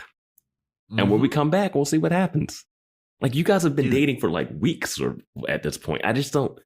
I've got to say, for most of the main cast this episode, lots of good news. Lots of good news. Treat it like it's bad news. Yeah. Piz got the pitchfork. Veronica passed the PI and got the FBI internship. Yeah. Wallace has found meaning in his life. He's going to go to Invisible Children. Fuck basketball. Fuck mechanical engineering. His one true dream. Yeah. Mac and Max are in love, and she's going to get back to her normal schedule. Yeah. I mean, the only people that are kind of sad are like Dick Casablancas, which I don't give a fuck about. Who cares about him? And I guess Logan and Parker, but yeah. Why is Mac so upset about Max, but not worried about what they're going to do in the summer? Is he from there? Where's he from? Sure. Yeah. There's no talk about him leaving for the summer. Yeah. But that is the episode. Except, did you see the PSA at the end of this episode? No, I did not. Oh. What was it? There's a PSA with Logan, Veronica, and Dick, and they're doing a PSA for Uganda child soldiers for invisibleChildren.com. Oh, shit. Yeah. Okay. And so that's actually a real charity. And they're just standing there. I knew that. Yeah. I didn't know Invisible Children. I hadn't heard of Invisible Children. I've heard of Save the Children. And they just do like a PSA where it's just them standing there, and Dick has the Invisible Children shirt on, and it's just like one of those like standing on set and, hey, the war in Uganda, help and donate to this. So this was literally an episode to support Invisible Children. And to be fair, I think this is their best job of handling social issues from all the pretty episodes. damn good. I liked this episode. so weird to have Dick in it. The daddy Dick stuff. Yeah. When I saw Dick because the episode ends and Dick's like on the right. So like Logan's on the left, Veronica's in the middle. Dick's on the right. He's got the black invisible children shirt, which actually looks kind of cool. Actually, the design of that shirt. I'll have to see because I feel like the font of Invisible Children is not the best. It doesn't they showed in this episode. It doesn't, but it looks like an old school like horror movie title thing or a band. It looks like a goth thing. That's what I'm saying. The shirt looks like interesting. It doesn't look like, oh, I'm supporting a generic like children's fund or something. It doesn't look like that. It looks like you could have that and they'd be like, oh, what is Invisible Children? Is that a band? Is that like a thing? But yeah, no, I think they stuck the landing. I don't like the Dick stuff in this at all. I mean, it's too late for me to get on his side. I don't know why the dad's like, I'm just going to turn myself in now. Yeah. I don't think we need any of Dick's like what he's going to do this summer. I don't care. But that is, I Know What You'll Do Next Summer. Any final thoughts on this one? It was good to see Lafayette in a different role. Yeah, it was. The guy's he's got a screen presence. He's got a vibe about him, and he's undeniable. Yeah. The next episode is titled Weevils Wobble, But They Don't Go Down. I forgot all about Weevil. I forgot all about the fact that Logan has involuntary manslaughtered someone that he doesn't even know about. Yeah. That's a great title. That's a great title. Keith hires Weevil to infiltrate, to give him some information about the Fitzpatricks. It's going to be some kind of Weevil, Fitzpatrick's, Keith situation because Keith likes Weevil. We know that. Yeah. And Weevil has been at odds with the Fitzpatricks.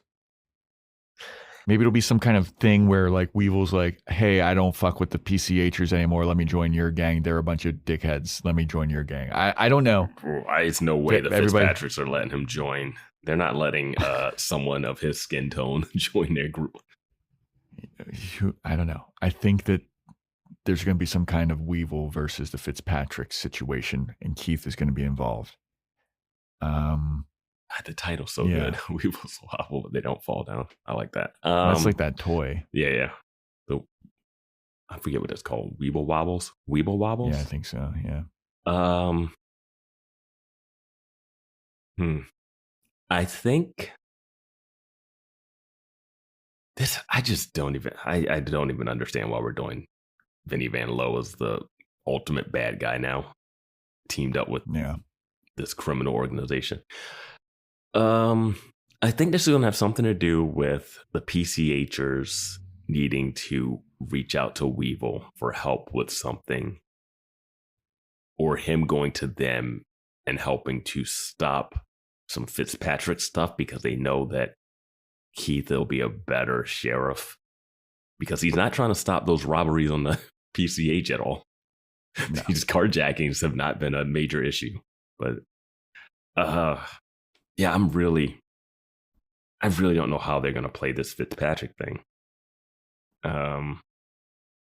Guess we'll find out in the last 2 episodes. Insanity. Yeah. I want to say something about Dick is going to do something. Is there some character we haven't seen besides Weevil? I think Leo has to be in this next episode. Yeah. If he's Leo not, Weevil team up.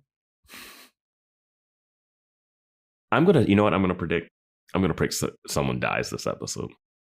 Oh, okay. That's what All right. Well, that's a wrap for I Know What You'll Do Next Summer, everybody. Thanks for listening.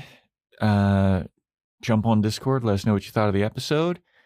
Join our Patreon, patreon.com/boyswatchingbuffy. See what we're thinking about True Blood. Stay tuned for 50 Shades of Grey Summer. Vance just it's downtrodden, sullen face every time I say that now.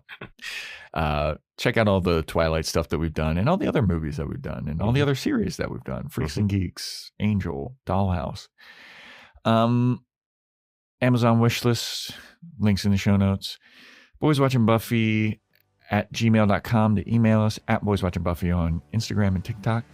And stay tuned next time for when we talk about weevils wobble, but they don't go down.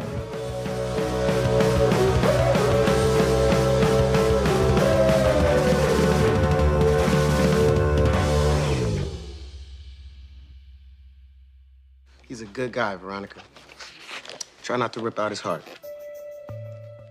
At Blinds.com, it's not just about window treatments. It's about you, your style, your space, your way. Whether you DIY or want the pros to handle it all, you'll have the confidence of knowing it's done right. From free expert design help to our 100% satisfaction guarantee, everything we do is made to fit your life and your windows. Shop up to 40% off with minimum purchase and a free professional measure right now at Blinds.com. Plus, pay at your own pace starting at 0% APR with Affirm. Terms apply. Seltzer Kings. Podcasts.